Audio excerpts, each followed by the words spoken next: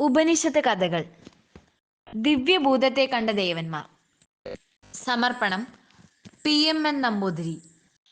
അവതരണം ഗായത്രി ജഗദീശൻ. പണ്ട് ദേവന്മാരും അസുരന്മാരും തമ്മിൽ ഒരു യുദ്ധമുണ്ടായി. 14 ലോകങ്ങളും ഞെട്ടിവിറച്ച ഘോരയുദ്ധം. ഇരുവശത്തും ഭയങ്കര നാശനഷ്ടങ്ങൾ ഉണ്ടായിക്കൊണ്ടിരുന്നു. ദേവന്മാരും അസുരന്മാരും മനുഷ്യരെ പോലെ സാധാരണക്കാരല്ല. അവർക്ക് ദിവ്യശക്തികളും അത്ഭുത സിദ്ധികളുമുണ്ട്. അസാമാന്യമായ വൻ ശക്തികൾ തമ്മിൽ യുദ്ധമുണ്ടായാൽ അതിൻ്റെ ഫലം ഭയാനകം തന്നെയാണ്. സമസ്ത ലോകത്തിൻ്റെയും സുസ്ഥിതിയെ കാംക്ഷിക്കുന്നവരും അതിന് സർവദാ സഹായിക്കുന്നവരുമാണ് ദേവന്മാർ. ശിഷ്ടാചാരന്മാരായ ദേവന്മാർ സത്യഗുണപ്രധാനന്മാരാണ്.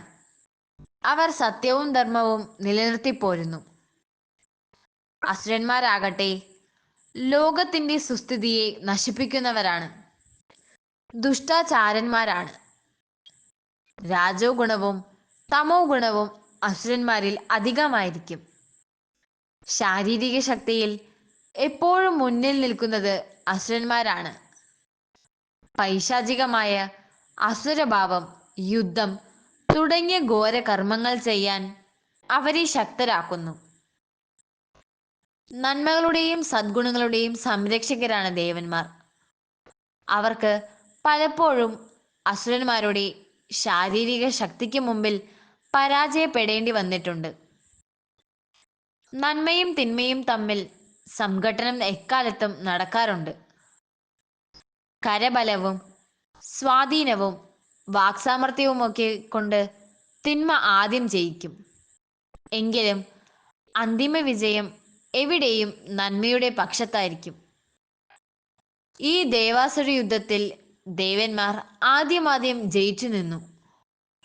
അസുരന്മാർ പരാജയം സമ്മതിച്ചില്ല. ധീരമായി പൊരുതി. ഭ്രാന്തമായ പ്രതികാര ബുദ്ധിയോടെ രണാങ്കണത്തിൽ യുദ്ധം ചെയ്തു. ഇരുവശത്തും വൻ നാശനഷ്ടങ്ങൾ ഉണ്ടായി. വളരെ കാലം നീണ്ടുനിന്ന ഘോരയുദ്ധത്തിന്റെ ഫലമായി ദേവന്മാർ ക്ഷീണിച്ചു. ക്രമേണ അസുരന്മാർ വിജയിക്കാൻ തുടങ്ങി. എല്ലാ സൃഷ്ടി സ്ഥിതി സംഹാരങ്ങൾക്കും കാരണം ജഗദീശ്വരനാണ്. സർവശക്തനും സർവജ്ഞനും സർവനിയന്ത്രാവുമാണ് ഈശ്വരൻ. സത്യധർമാദികൾക്ക് ക്ഷീണം സംഭവിച്ചാൽ ജഗദീശ്വരന്റെ ശക്തി അവിടെ പ്രത്യക്ഷമാകും. തിന്മകളെ നശിപ്പിക്കും, സത്യധർമാദികളെ പുനഃസ്ഥാപിക്കും.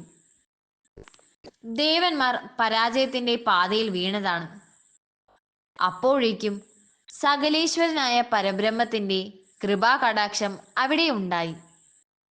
അതോടെ അസുരശക്തി ക്ഷയിച്ചു. ദേവന്മാർക്ക് കരുത്തേറി. ജഗദീശ്വര ചൈതന്യം ദേവന്മാരെ രക്ഷിച്ചു. അസുരന്മാർ പൂർണ്ണമായി പരാജയപ്പെട്ടു. അവർ പ്രാണരക്ഷാർത്ഥം ഓടി ഒളിച്ചു. ദേവന്മാർക്ക് അത്യാഹ്ലാദമായി. വിജയലഹരിയിൽ അവർ ആനന്ദ നൃത്തമാടി. മധു നുകർന്ന് ഉന്മത്തരായി. എങ്ങും ജയ ജയ ഭേദികൾ, ഗാനാലാപനങ്ങൾ, ആനന്ദ നൃത്തം. സ്വയം മഹിമകളെ വാഴ്ത്തിപ്പാടി. സേവകരോടൊപ്പം മണിരഥങ്ങളിലേറി ജൈത്രയാത്രകൾ നടത്തി. ഈ വിജയത്തിന് പിന്നിൽ എൻ്റെ കഴിവാണ്, എൻ്റെ സാമർത്ഥ്യമാണ് എന്ന് ദേവന്മാർ വിചാരിച്ചു. സ്വന്തം ബലം കൊണ്ടും സാമർത്ഥ്യം കൊണ്ടുമാണ് അസുരന്മാരെ ജയിച്ചതെന്ന് അവർ സ്വയം അഭിമാനിച്ചു. അഹങ്കരിച്ചു. മതിമറന്നു. മന്ദബുദ്ധികളെ പോലെയായി. സർവജ്ഞനും സർവശക്തനും സർവാന്തര്യാമിയുമായ പരബ്രഹ്മത്തിന്റെ സഹായത്താലാണ് ഞങ്ങൾ വിജയിച്ചതെന്ന സത്യം അവർ മറന്നു. ഈ കഥയുടെ അടുത്ത ഭാഗവുമായി വീണ്ടും കാണാം. നന്ദി, നമസ്കാരം.